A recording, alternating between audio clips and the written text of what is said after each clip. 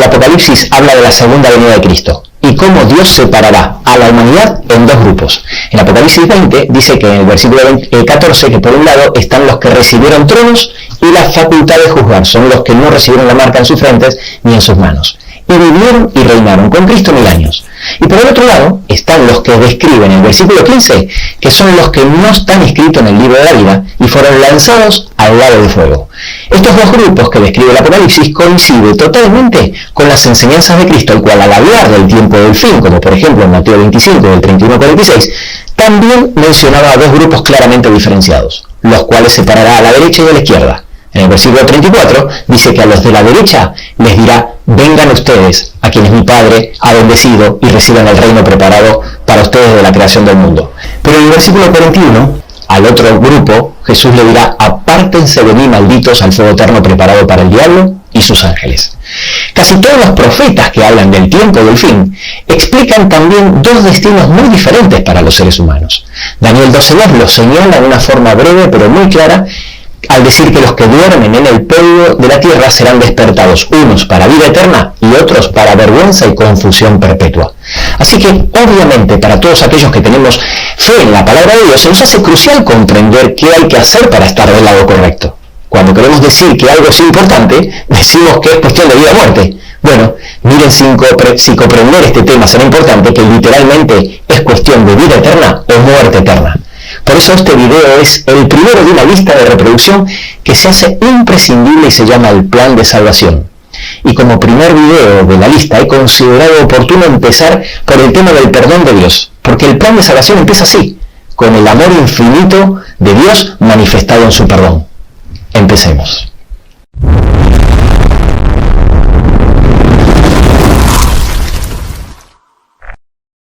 Con todas las enseñanzas de la Biblia es fácil irnos a los dos extremos y perder el equilibrio. Y el tema del perdón de Dios no es una excepción. Hay creyentes que el sentimiento de culpa los aplasta y les cuesta mucho perdonarse a sí mismos y no consiguen ver con claridad el perdón de Dios, o por lo menos no cree que los alcance. Esta es una realidad mucho más frecuente de lo que pensamos en el cristianismo. Tal es así que hay muchos cristianos que no se perciben salvos. ¿Y qué es no sentirse salvos sino no sentirse perdonados? Por otro lado, están los que al descubrir el infinito amor de Dios manifestado en su perdón, llegan a la conclusión que no importa lo que hagan o cómo vivan, al final ese perdón los alcanzará a todos. Concepto totalmente contrario, por cierto, a lo que enseñan los versículos que hemos leído en la introducción de este video y muchísimos otros. Mi intención es abarcar esta temática a lo largo de esta lista de reproducción, pero en este video quiero limitarme a describir el perdón de Dios con la absoluta seguridad que me quedaré muy corto, como un niño que quiere vaciar el océano en su balde de juguete. Lo primero que me gustaría hacer es analizar el significado del verbo perdonar a través de la etimología de la palabra. Me encanta la etimología de las palabras porque nos enseñan muchas cosas. El verbo perdonar está formado por dos vocablos, el prefijo per y el verbo donar. El verbo dar significa que estoy entregando algo, pero no siempre es un regalo. Puedo entregar algo porque lo debo, porque me lo pagaron, o porque es una obligación. Pero el verbo donar es diferente. Nos indica que se está entregando algo sin que se haya pagado por ello. Una donación, siempre, en todos los casos, es un regalo. En el verbo perdonar, el verbo donar viene precedido por el prefijo per. Es un prefijo que significa por completo. Por ejemplo, la definición de durable es duradero, pero si yo busco la definición de perdurable, dirá que dura mucho tiempo. Seguir a alguien quiere decir que voy detrás de una persona, pero si le agrego el prefijo perseguir, entonces el verbo perseguir adquiere una intensidad mucho mayor. En química, por ejemplo, cuando el elemento químico tiene 4 valencias, para diferenciarlo en cada una de ellas se modifica el nombre cambiando la terminación y luego agregando un prefijo. Cuando tiene la valencia más alta, la cuarta, el prefijo que se le agrega es per. Así que, por definición, el perdón es una donación pero de forma superlativa. El perdón no es jamás a medias, no es una disculpa, sino que debe ser por completo y perfecto. Entendiendo esto como punto de partida, quiero decirles que el perdón de Dios no tiene nada que ver con nuestro perdón. Al ser creados a imagen y semejanza de Dios, compartimos muchas características de nuestro Creador. Por ejemplo, Dios nos llama a ser santos como Él es santo. Pero nuestra santidad no tiene nada que ver con la santidad de Dios. Él es santo por naturaleza. Nosotros creamos vida al procrear hijos, pero nuestra capacidad de crear vida no tiene nada que ver con la capacidad de creación de Dios. Él crea por su palabra de la nada. De la misma forma, nosotros podemos perdonar, porque hemos sido creados a su imagen y semejanza, pero no tiene nada que ver nuestro perdón con el de Dios. ¿En qué sentido es diferente?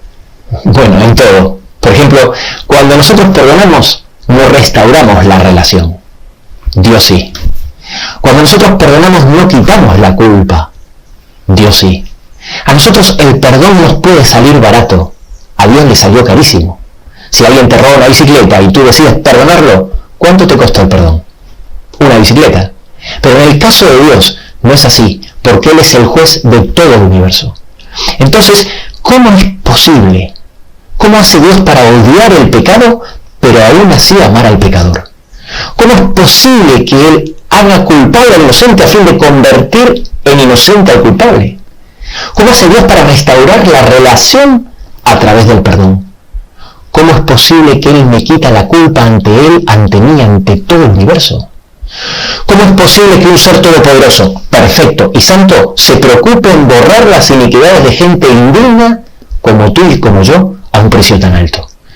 Bueno, el perdón de Dios es tan amplio y tan complejo que se expresa en la Biblia a través de 4 palabras. 4, ni 3, ni 5. Algunas más raras que otras. Esas 4 palabras son propiciación, redención, remisión y expiación. Son todas palabras legales, es decir, de terminología jurídica, porque la Biblia es un libro legal en sí misma. Habla de juicios, hay pactos que son contratos, está Satanás, que significa el acusador, que es el fiscal, hay un juez, un abogado, etc. Y ya veréis qué interesante, cuando avancemos en el plan de salvación, veremos cómo este gran conflicto entre Jesús y Satanás es un conflicto legal. Por eso casi todos los profetas, y especialmente el Apocalipsis, hablan tanto del juicio, o los juicios, ya que en realidad hay más de uno. Las 4 palabras tienen significados diferentes, pero las 4 acciones fueron realizadas por Cristo en la cruz. Por eso presta mucha atención a lo que te voy a decir. Si quieres entender el perdón de Dios, debes mirar a la cruz de Cristo. Empecemos analizando la primera palabra, propiciación. Muchas veces esta palabra es traducida como piedad, misericordia o perdón. Seguramente habrás oído hablar de la parábola del fariseo y el publicano. En Lucas 18:13 dice que el publicano no se animaba a levantar la vista y golpeándose el pecho dijo, sé propicio a mí. Hay versiones que traducen esta frase como ten piedad de mí o ten misericordia o compasión de mí. Y esto lo hacen para que el texto sea más entendible para el lector promedio que tal vez desconozca el significado de la palabra propiciación. No es que esté mal traducido, ya que de alguna manera propiciación significa misericordia o perdón, pero no es exactamente lo mismo, ya que la palabra propiciación es una palabra técnica que hace referencia a una parte específica del enorme y profundo perdón de Dios. Por eso es tan importante leer diferentes versiones. La palabra propiciación es la palabra griega hilasmos, que significa aplacar la ira de Dios.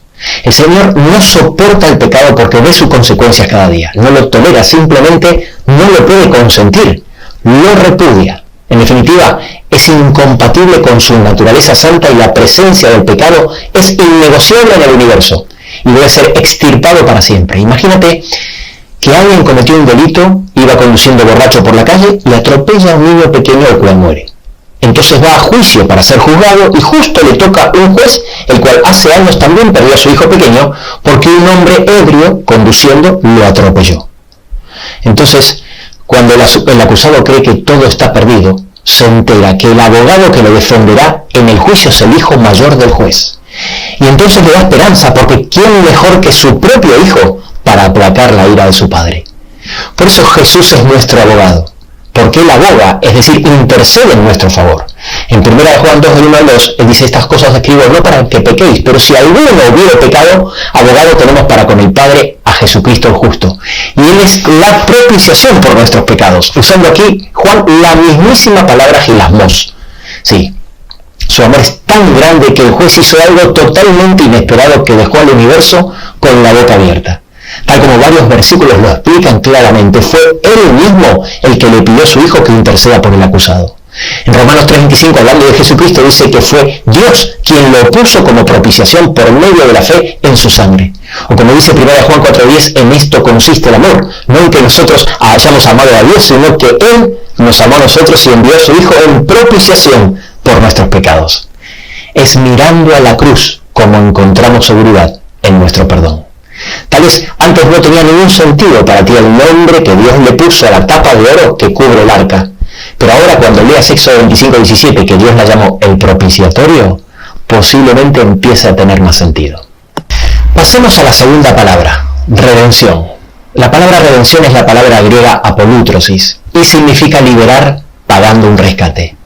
Siguiendo con la historia del hombre que conducía ebrio y atropelló a un niño, el juez lo juzga y da el veredicto. Culpable, no tiene más remedio porque es un juez justo.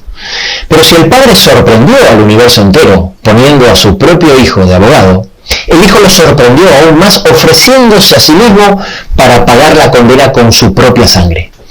Eso es exactamente lo que significa redención. En Apocalipsis 5:9, hablando de los salvos, dice, y con tu sangre nos has redimido. Y en Romanos 3:24 dice, siendo justificados gratuitamente por su gracia mediante la redención que es en Cristo Jesús. Y en muchísimos otros versículos pongo en pantalla algunos ejemplos. Nuestra redención fue pagada al mayor precio posible.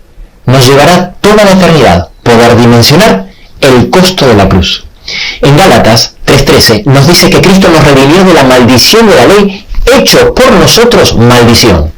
Porque está escrito, maldito todo el que es colgado de un madero, dice Pablo, haciendo referencia al texto de Deuteronomio 21:23. ¿Sabes lo que significa hacerse maldito? Ser maldito es peor que anatema. Es peor que la excomunión, sin esperanza, desechado para siempre, cortado como quien amputa un miembro. Eso es lo bajo que tuvo que descender Jesús para rescatarnos y lo separado que tuvo que estar de Dios para redimirnos. Eso explica por qué Cristo fue representado por una serpiente en el asta de bronce que levantó Moisés, cuando la serpiente siempre representa a Satanás en la Biblia. Porque en la cruz, Cristo se hizo maldito por nosotros para redimirnos. Sí, es mirando a la cruz como encontramos un perdón por gracia, un regalo inmerecido. Muy bien, siguiendo con el ejemplo del que aboga por nosotros, paga nuestra condena, pero ¿y la vergüenza? ¿De qué me sirve si estoy libre de la condena si todos saben lo que hice?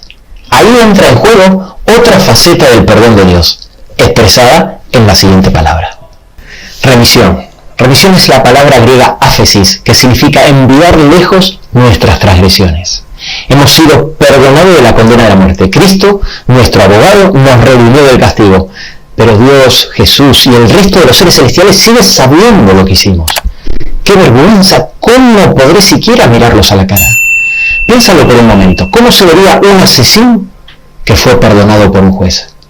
¿Alguna vez te preguntaste qué sentirá el rey David cuando se encuentra en el cielo con Urías Eteo, el esposo de Betsabé? Para los que no conocen la historia, Urías era un soldado honesto y valiente de David y temeroso de Dios. Al rey David le gustó su esposa Betsabé y adulteró con ella mientras su marido Urías estaba en la batalla. Al poco tiempo, al enterarse David que la dejó embarazada, mandó a matar a Urías y se quedó con su esposa. Después de esto, el profeta Natán lo amonesta duramente, y David, aunque sufre las consecuencias de su pecado y su hijo muere, él, siendo adúltero, mentiroso y asesino, se arrepiente sincera y profundamente y Dios lo perdona.